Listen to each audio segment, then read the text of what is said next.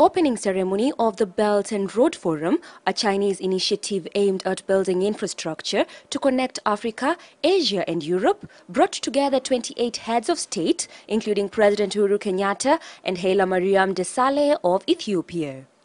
Here, the President of China, Xi Jing Ping, announcing the addition of 1.5 trillion shillings towards the world's most ambitious infrastructure projects. An announcement Kenya expects to reap greatly from. About 870 billion shillings of this amount is directed towards developing countries. Where there is no direct land connection, there will be through maritime and through the port of Mombasa.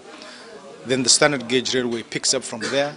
Connection into Ethiopia, the railway from Ethiopia to Djibouti.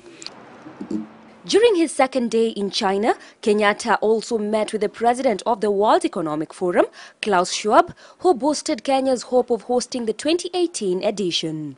Schwab has promised to send a team next week to inspect facilities in Nairobi.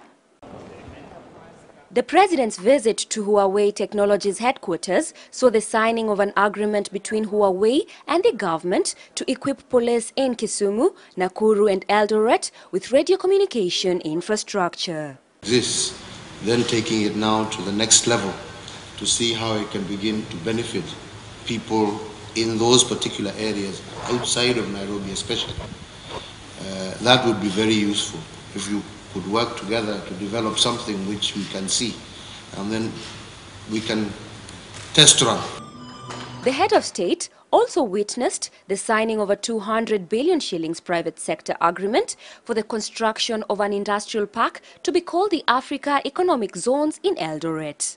The labor cost is relatively low, the resource is relatively abundant, and we think there is very huge space for increasement of industrialization. President Uhuru Kenyatta will on Monday meet with his Chinese counterpart, President Xi, who says China will never use its economic might to interfere with the sovereignty of other nations.